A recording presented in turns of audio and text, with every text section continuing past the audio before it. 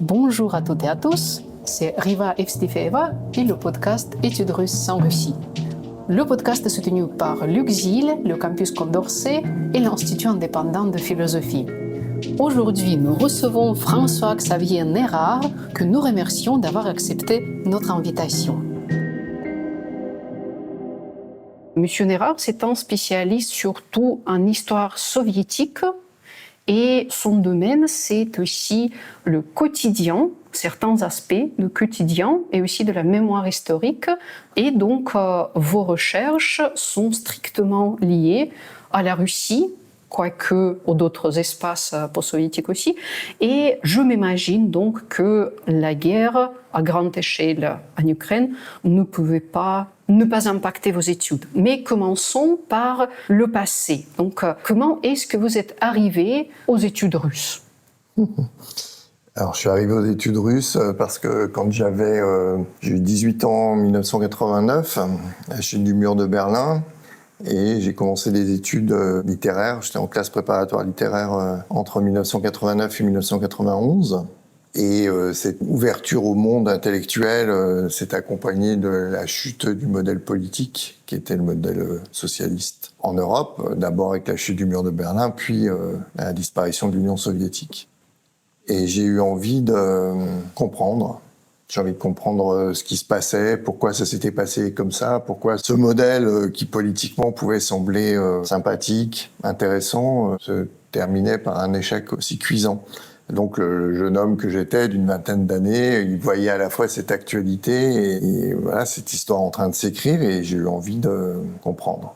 Donc quand j'ai intégré l'école normale supérieure de la rue d'Ulm, on m'a demandé ce que je voulais faire, et j'ai dit que je voulais travailler sur la Russie.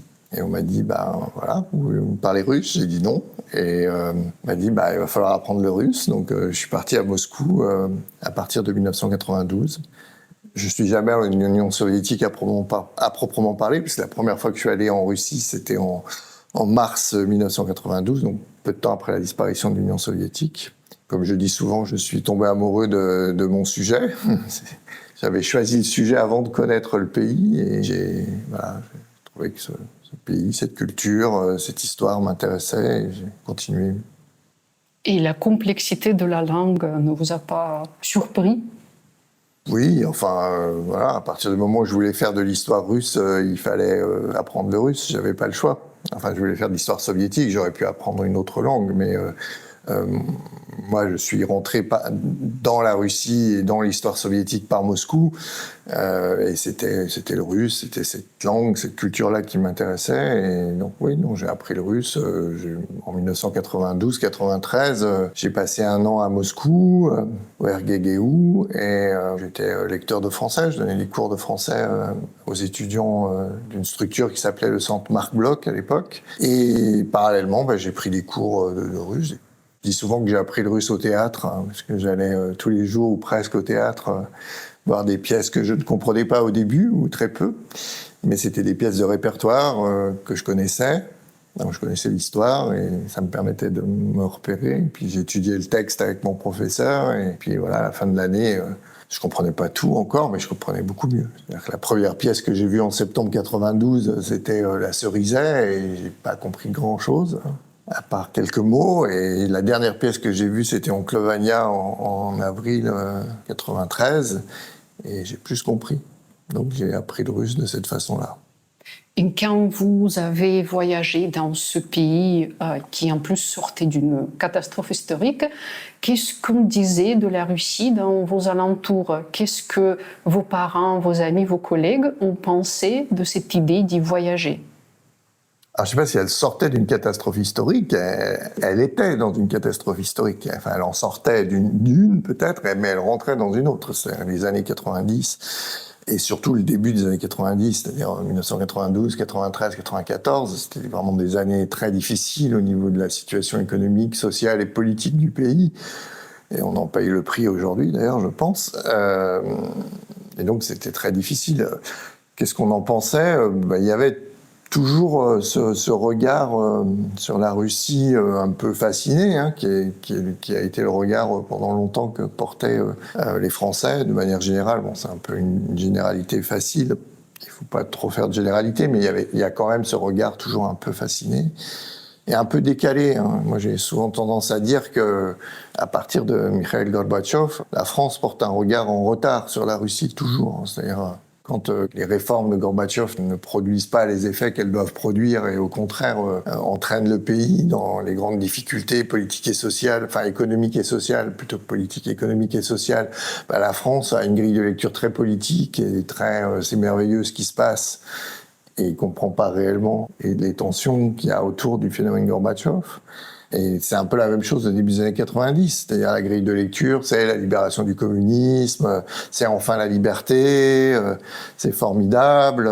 Et puis en fait, c'est la pauvreté généralisée, c'est la violence, c'est une vie politique très spécifique, pour dire les choses poliment. Et ça, c'était assez difficile de le faire entendre. Et il y avait ce décalage permanent qui continue après, d'ailleurs, entre une perception française finalement assez wow, tu vas dans un pays qui bouge, c'est formidable. Et puis moi qui rentrais, je me rappelle, alors j'étais fasciné de manière personnelle. C'est vrai que pour un jeune homme de 20 ans, vivre cette période-là, c'était quelque chose d'extraordinaire, individuellement, mais je voyais bien la vie extrêmement dure des gens qui étaient autour de moi. Je voyais bien ces pauvres dames qui le soir vendaient une miche de pain à la sortie des stations de métro pour quelques roubles de plus alors qu'elles l'avaient acheté à la boulangerie d'à côté. Je voyais bien la dureté de cette société. Donc voilà, il y avait ce décalage entre des gens qui étaient intéressés, modérément intéressés aussi, hein, comme la France s'intéresse toujours très modérément à ce qui se passe à l'étranger, mais qui comprenaient pas toujours totalement la grande dureté qu'ont représenté ces années 1990. Et donc, vous avez dit que votre première rencontre avec le monde soviétique et post-soviétique, c'est Moscou. Est-ce qu'après, vous avez pu découvrir d'autres endroits ? Oui, alors forcément, puisque après 1992, je suis allé de manière quasiment ininterrompue, parfois en y vivant pendant des années en Russie. Donc forcément, j'ai découvert d'autres endroits. Certes, toujours majoritairement urbain. Hein. Au début des années 90, c'était surtout Moscou, Saint-Pétersbourg, qui était à l'époque plutôt une sorte de fenêtre de liberté par rapport à Moscou, enfin au sens où je sais pas, la vie semblait un peu plus simple, à tort sûrement. Et après, moi, dans ma vie personnelle et professionnelle, j'ai travaillé et fait des recherches et vécu donc dans les villes de province russes, toujours puisqu'on parle de la Russie. Lesquelles surtout ? Oui. Je suis allé d'abord à Saratov. Ça, c'était dans les années 96, 97, je dirais. Et après, surtout Nijni Novgorod, où j'ai passé beaucoup de temps, parce qu'on avait un projet de recherche et que j'ai écrit ma thèse essentiellement sur des archives de Nijni Novgorod. Et plus tardivement, dans les dernières années, je suis allé beaucoup à Ekaterinbourg. Voilà. Donc ça, c'était vraiment le cœur des endroits russes que j'ai connus. Bon, après, pour du tourisme, j'ai connu d'autres endroits, mais... Mais ça aussi, c'est intéressant. Donc, pour le tourisme, quelles sont les parties de la Russie ou du monde post-soviétique que vous avez explorées ? Alors, en Russie, je suis resté sur une... En fait, Ekaterinbourg est l'endroit le plus oriental de la Russie où je suis allé. Je suis jamais allé plus loin. Je suis resté dans les territoires européens de la Russie, essentiellement. Les villes, je sais pas, Smolensk, l'Anneau d'Or, Vladimir, c'est une des premières villes où je suis allé très tôt d'ailleurs. Yaroslav, je suis allé au Solovki. Et après, je suis allé aussi beaucoup en Ukraine, puisque dans les années 2010, en gros, avec des collègues de différentes universités françaises, américaines et canadiennes, on a mis en place une école d'été qui se réunissait chaque été dans une ville différente d'Ukraine. Donc, ce qui m'a amené à aller donc, une fois par an au moins en Ukraine, où je suis allé dans des villes aussi différentes que donc, Kiev évidemment, Kharkiv, Zaporizhzhia, Lviv, il y avait Kherson aussi, on est allé à Tchernivtsi. Et d'autres pays de l'ex-Union. Après, mais tardivement. Hein. Je suis allé en Géorgie, je suis allé en Lituanie. Et quelles étaient les personnes, les types de gens avec lesquels vous avez des contacts ? C'était surtout des universités ou des amis. Sur le plan social, donc quand vous allez dans une autre ville, quels sont les endroits avec lesquels vous êtes en contact ? Ah, ça dépend à quelle période. Là, maintenant, j'y vais plus, mais à l'époque où j'y allais encore, évidemment, c'était des contacts essentiellement professionnels. Donc, à Ekaterinbourg, mes contacts, c'était des gens de l'Université fédérale de l'Oural avec qui on avait notre projet, on s'entendait bien, et des gens autour qui connaissaient, plutôt les milieux intellectuels et les villes. D'ailleurs, en règle générale, c'était plutôt ça. Hein. Quand j'étais à Moscou, c'était plutôt des étudiants. Après, j'étais à Moscou dans un foyer international, donc des gens qui étaient au RGGU d'une manière ou d'une autre, mais qui étaient des internationaux. Donc il y avait des Américains, des États-Uniens, des Allemands, des Irlandais. Est-ce que vous êtes encore en contact avec des gens avec lesquels vous étiez en contact à cette époque-là, dans les années 90 ou début des années 2000? Est-ce que vous gardez vos contacts russes ou pas vraiment après la guerre? D'abord, j'ai rencontré ma femme là-bas, donc forcément là, je suis toujours en contact. Non, mais avec les gens qui sont là encore. J'ai bien compris. La guerre a été assez dure. Bon, ça a rompu beaucoup de choses. J'ai gardé quelques contacts, mais en fait, c'est assez difficile de ne pas parler de la guerre. Et pour plein de raisons, j'ai pas envie de les mettre en danger. Il s'est écrit, ou j'ai pas envie de savoir ce qu'ils pensent vraiment sur la guerre, et j'ai pas envie de gâcher une amitié ou pour des raisons politiques. Ça a beaucoup touché. Et est-ce que votre expérience russe, les voyages physiques, mais aussi des lectures, vous ont formé en tant que personne? Y a-t-il quelque chose que vous pouvez dire que vous a influencé fortement? Bah oui, c'est ma vie. Hein. La Russie, c'est ma vie. Enfin, c'est-à-dire, comme je vous le dis, je suis arrivé là-bas à 20 ans. Maintenant, j'en ai 50 et quelques. Et j'ai fait que ça. Donc, ça a été une construction intellectuelle et morale dans la confrontation, mais aussi dans l'expérience quotidienne, culturelle, les lectures. Je suis allé beaucoup plus au ballet, à l'opéra quand j'allais à Moscou, alors que j'y allais pas en France. J'ai écouté beaucoup plus de musique classique parce que c'était plus simple à Moscou, mais même ailleurs, parce que j'allais régulièrement à Nijni ou à Ekaterinbourg, et à chaque fois, j'essayais d'écouter l'opéra, ballet, théâtre. Je suis le produit de ces échanges culturels, c'est clair. Et dans le domaine de la littérature, y a-t-il des lectures, des écrivains qui, pour vous, sont vraiment très importants, comme personne et pas comme chercheur? Oui, c'est variable. Tolstoï a été important à un moment de ma vie. Anna Karénine, quand j'avais 20 ans et quelques, c'était un livre qui m'a beaucoup marqué, que j'ai relu il y a quelques années, qui m'a exaspéré par son côté très moralisateur. Mais bon, quand j'avais 20 ans, soit je suis passé dessus, soit je sais pas. Voilà. Vladimir Sarokin, j'ai un écrivain qui m'a beaucoup marqué, que je lis avec plaisir. Enfin, plaisir. Avec beaucoup d'intérêt. C'est pas toujours du plaisir quand on lit Sarokin, mais bon, voilà. Babel, Isaac Babel, quelque chose qui à l'intersection de mes lectures et de mon travail, parce que évidemment ça parle de périodes qui m'intéressent. Après, moi c'est Tchekhov, voilà. Tchekhov c'est le théâtre de Tchekhov c'est ça qui me fait vibrer, c'est ça, mais c'est quelque chose que je connaissais d'avant, que je continue à apprécier énormément. C'est vraiment quelque chose qui, pour moi, est important. Alors, voilà. Est-ce que l'invasion à grande échelle a changé quelque chose dans vos lectures personnelles? L'invasion à grande échelle a rendu mon rapport à la Russie extrêmement compliqué. Comme beaucoup, je pense, une sorte d'histoire d'amour déçu. Alors, il ne faudrait pas avoir... Évidemment, quand on est des intellectuels, normalement, on ne pense pas en catégorie de l'affect. Mais de fait, c'est l'affect qui a souvent beaucoup domine, tort ou à raison. Cette idée presque d'une trahison, de quelque chose d'un affect très fort, d'un pays qu'on aime, d'une civilisation qu'on aime et qui commet quelque chose avec lequel on est radicalement en désaccord, rend difficile, en fait, ça. Parce que, y compris dans mon métier d'enseignant, j'essaye beaucoup de sensibiliser mes étudiants à la culture russe, à leur faire découvrir du cinéma russe ou soviétique, soviético-russe, de la littérature. Je les amène au théâtre quand il y a des pièces qui passent, je les amène à l'opéra quand il y a des opéras russes qui passent. Et en fait, c'est difficile maintenant. Je continue à le faire, mais c'est pas simple. C'est difficile d'arriver à totalement distinguer cette culture du pays, enfin, en tout cas du régime qui la porte encore aujourd'hui. Même si je sais bien que c'est aussi important de bien distinguer.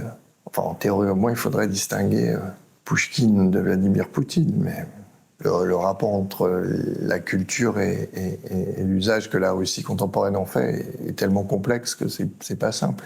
Et donc, à la fois sur un plan personnel et professionnel, c'est compliqué. Oui.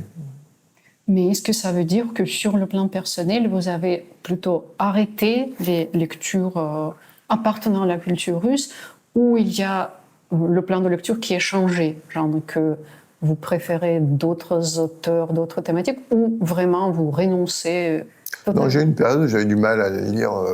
Enfin, après, non, je pense pas que ça change le type d'auteur que je lise. Non, je crois pas. Mais en fait, c'est ce rapport, cet affect qu'on a qui a changé, quoi. Après, ça m'empêche pas de lire, de continuer à lire de la littérature russe.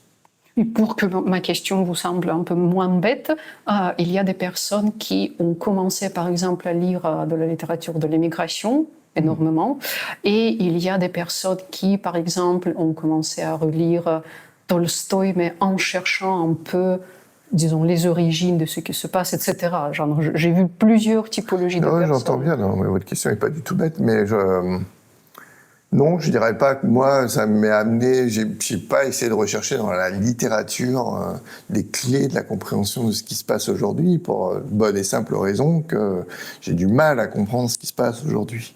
J'ai du mal à comprendre.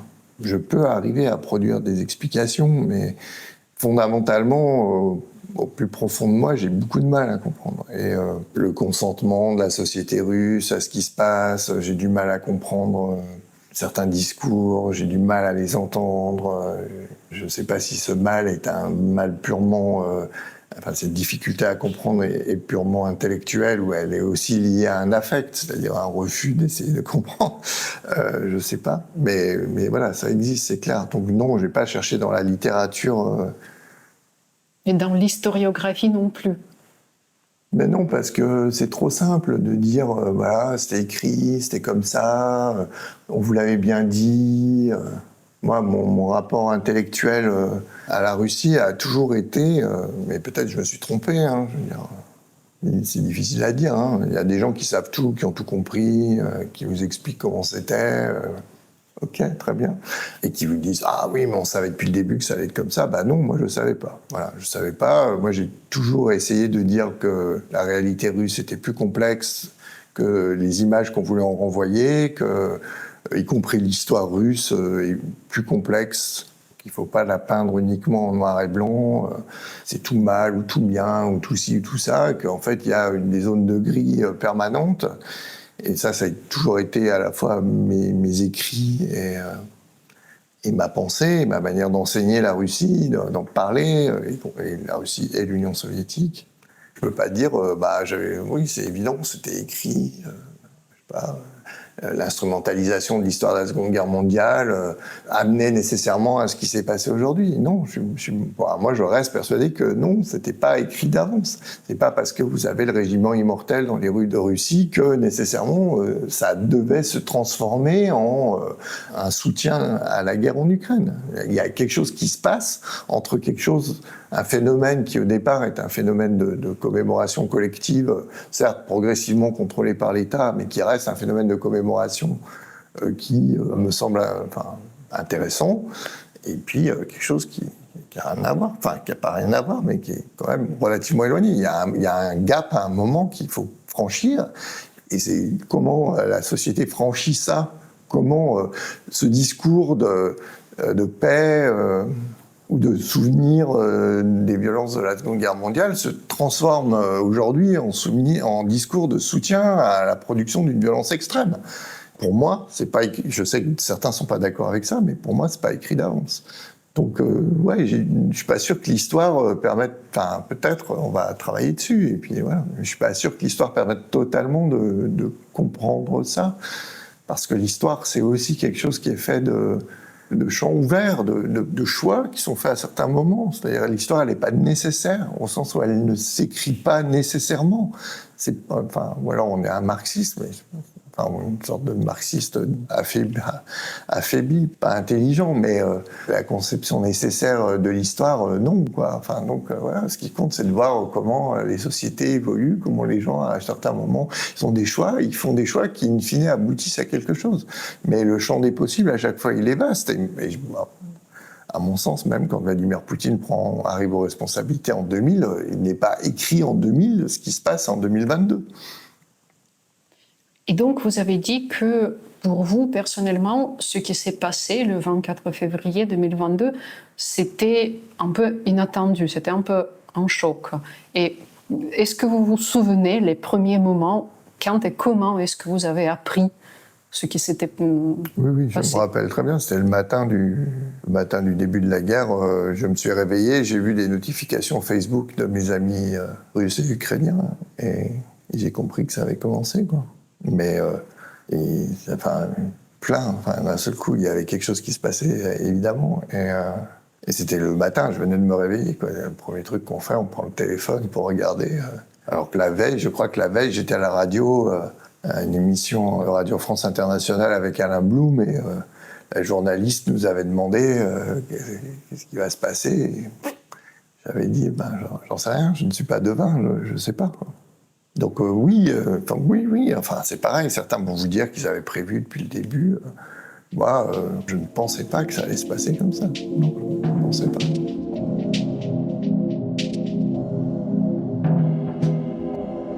Et quelles ont été les conséquences pour vous sur le plan administratif dans votre travail de chercheur et enseignant?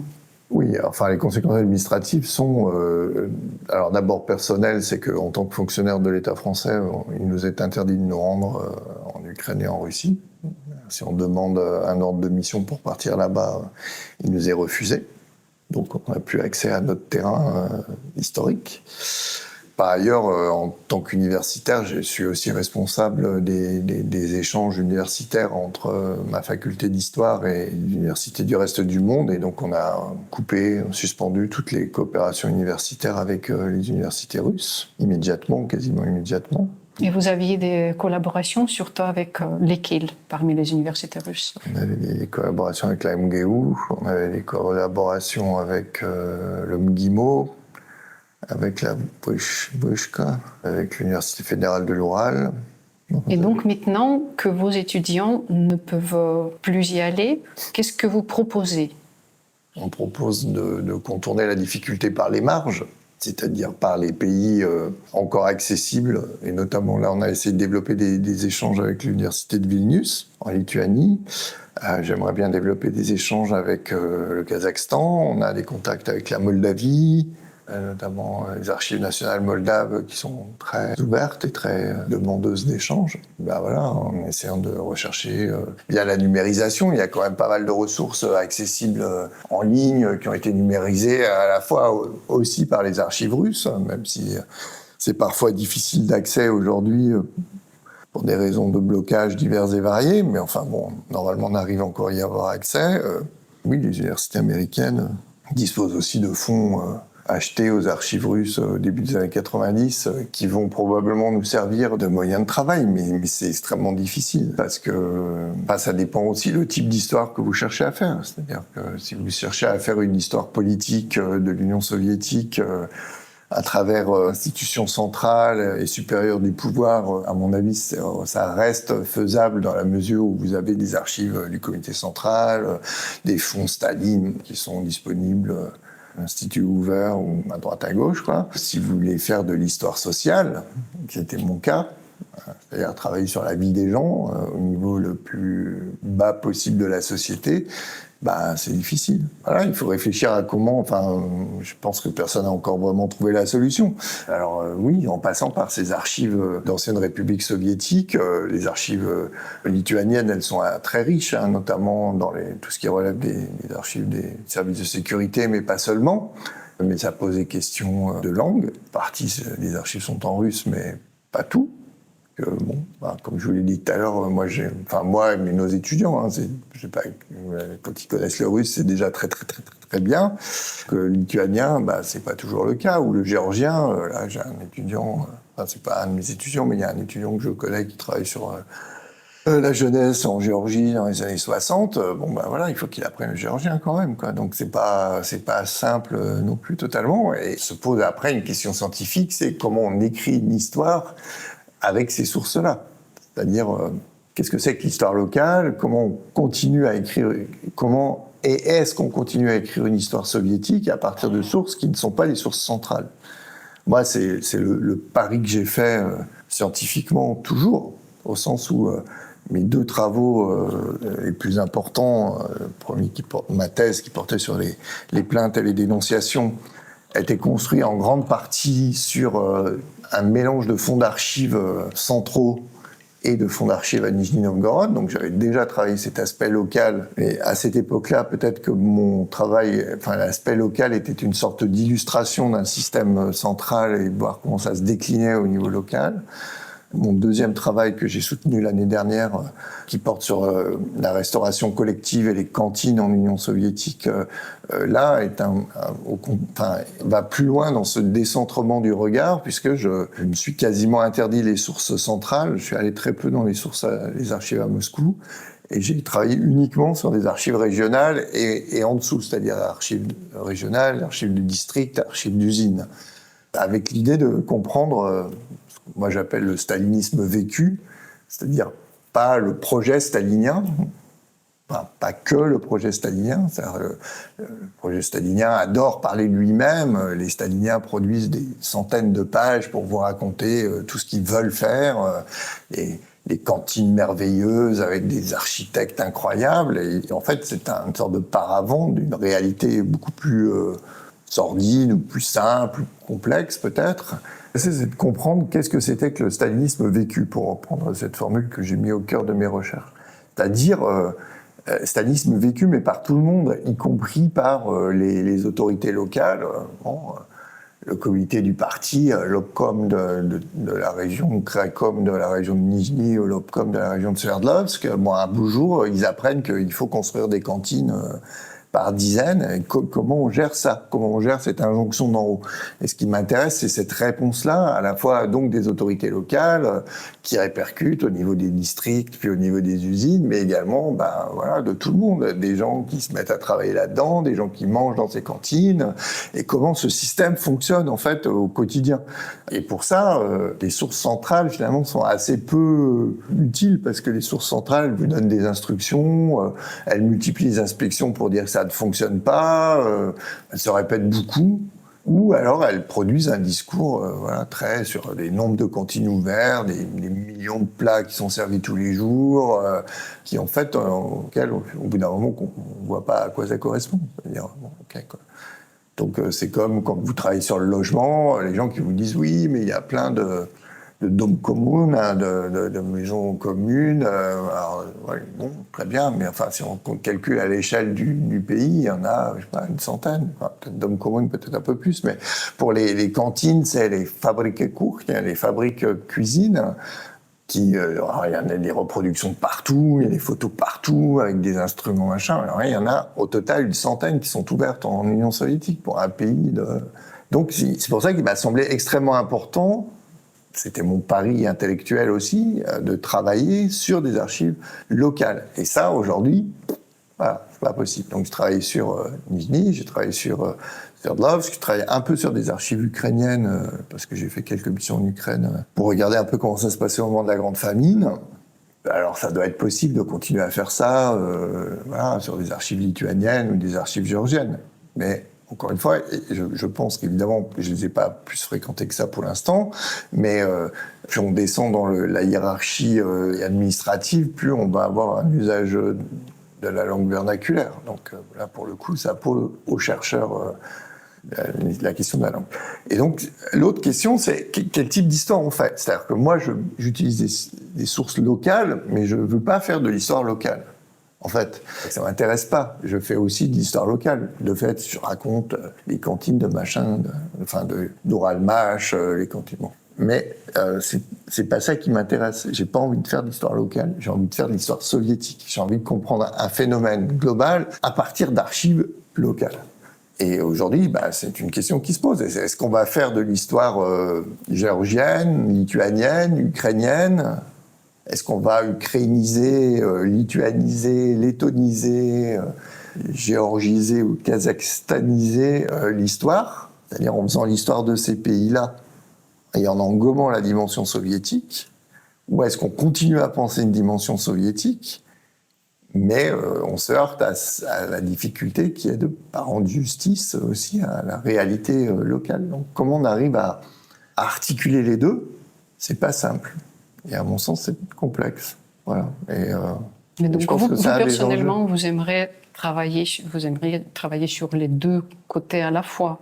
Étudier cette histoire, disons, des régions que auparavant vous ne connaissiez pas si bien, mais rester dans une perspective soviétique globale à partir des parce qu'il me semble difficile de comprendre les phénomènes qui se passent en Ukraine, en Lituanie, en Lettonie, sans avoir la dimension soviétique. Et cette dimension soviétique n'est pas uniquement une dimension... Enfin, parce que ce sont des phénomènes qui se retrouvent ailleurs, en fait. Et donc ça, c'est quand même compliqué.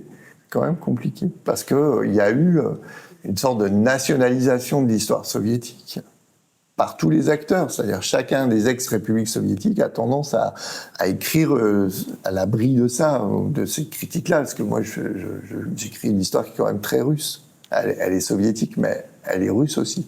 Et c'est aussi un problème.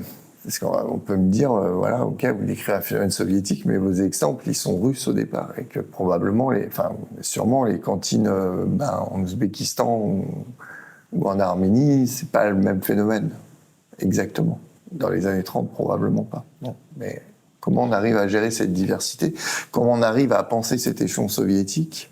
Et donc ce phénomène de nationalisation, il fait qu'on écrit une histoire russe, on écrit une histoire ukrainienne, on écrit une histoire géorgienne, alors qu'il y avait quand même une dimension supranationale, qu'on le veuille ou non, en termes de domination au parti. Mais est-ce que cette guerre à grande échelle, si elle continue, va impacter aussi vos thématiques ? Est-ce que vous pensez de vous détacher des cantines pour considérer plutôt d'autres aspects, ou vous aimeriez vraiment rester dans ce domaine, même si ça implique des ajustements, de l'adaptation ? J'aimerais bien. Enfin, les cantines, c'est un travail que j'ai terminé, et que voilà. Bon, donc ça, je vais passer à autre chose. Mais justement, il faut que je trouve autre chose, et j'aimerais bien. J'aimerais bien pouvoir vous répondre. J'aimerais bien avoir une idée précise de qu'est-ce que je peux faire et comment je peux le faire. Moi, ce qui m'a toujours intéressé, c'est l'histoire sociale, culturelle et politique, mais sociale d'abord, c'est-à-dire essayer de comprendre comment une société existe, comment cette société stalinienne existe, comment les gens, les individus dans cette société font face, s'adaptent ou s'adaptent pas, font face à cette violence politique et pas seulement politique. Je ne sais pas si, avec les accès aux archives actuelles, ça sera possible de continuer à faire une histoire comme ça. Je ne sais pas. Voilà, c'est des questions que je me pose et j'aimerais bien vous donner des réponses. Peut-être que d'autres collègues ont trouvé des réponses satisfaisantes, mais moi, je suis plus actuellement dans une phase de réflexion, d'introspection, de doute. Même, est-ce que j'ai envie de continuer à travailler sur la Russie ? Moi, forcément, j'ai envie. Forcément, je vais le faire. C'est mon métier, je suis payé pour ça, j'ai un poste à l'université pour faire ça, donc je le fais. Et puis j'ai des étudiants, ça m'intéresse, mais des moments j'ai des doutes aussi. La guerre a provoqué ce qu'on disait tout à l'heure, c'est-à-dire cette rupture. Donc, à votre avis, si on passe à la perspective un peu plus générale des études russes en France, y a-t-il des perspectives ? Oui, il y a des perspectives parce que il y a plein de perspectives en fait. Il y a d'abord beaucoup d'étudiants qui sont intéressés, c'est-à-dire que la demande estudiantine ne cesse pas. Je dis étudiante parce que je suis enseignant-chercheur et que c'est le premier public immédiatement mesurable, c'est les gens que je connais. Après, je sais que voilà, même quand il m'arrive de faire des conférences plus grand public, on voit bien que les gens ils sont intéressés. Et que là, à Paris 1, en termes de flux d'étudiants, chaque année, ça ne diminue pas. Je cours de licence, il y a 50, 60 étudiants chaque année qui choisissent ce cours, alors qu'ils ont le choix de faire autre chose. Et donc, il y a un intérêt persistant pour la Russie. Il y a un intérêt d'étudiants en master et en thèse qui continuent à vouloir faire des thèses là-dessus, sur la Russie. Enfin, je dis la Russie, mais l'espace qui est toujours extrêmement difficile de définir, l'espace dominé par la Russie à un moment ou à un autre, l'espace culturel. Voilà. Je ne sais même pas comment... J'ai toujours pas trouvé le mot précis qu'il faut utiliser. Donc, il y a une demande des étudiants, il y a une demande de la société aussi, oui. Les mondes universitaires, politiques, restent intéressés par une connaissance sur la Russie, comprennent bien que, y compris dans les tensions qu'on connaît actuellement avec la Russie, il est important de la connaître et de la comprendre. Donc oui, je pense qu'il y a un futur pour les études russes. La question, c'est comment les mener. Vous avez bien vu avec mes hésitations précédentes que pour l'instant, la réponse n'est pas évidente. Voilà, on fait face à un challenge. Il faut continuer à connaître la Russie parce que d'abord, le régime actuel n'est pas éternel et donc un jour ou l'autre, les choses vont changer. Ça sera dans 10 ans, dans 50 ans, dans 100 ans, mais ça changera. En bien ou en mal, on n'en sait rien, mais ça changera. On aura d'autres rapports et même si ça ne change pas, il y a besoin d'avoir une connaissance pour comprendre, pour réagir, pour mener une politique, puis la culture russe et plus largement la culture post-soviétique, soviétique, pré-soviétique reste là. Et c'est une culture qu'il faut connaître, comme il a fallu continuer à apprendre et à connaître la culture allemande à une époque, comme il faut connaître d'autres cultures.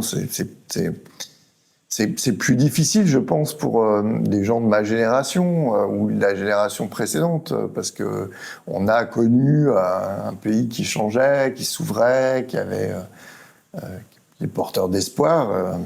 C'est difficile de le voir se refermer. Donc, pour nous, intimement, c'est compliqué, mais nos hésitations et nos conflits intimes ne sont pas grand-chose par rapport à la tâche qui est la nôtre, qui est celle de former des jeunes et des Français à connaître un pays, quoi. Un grand merci à François-Xavier Nérard pour cet échange empreint de nostalgie authentique et agréable. Merci à vous, chères auditrices et chers auditeurs, d'avoir été avec nous. N'oubliez pas de mettre un like et de vous abonner pour ne pas manquer les prochains épisodes. Ici Riva Evstifeeva pour le podcast Études russes en Russie. À la prochaine!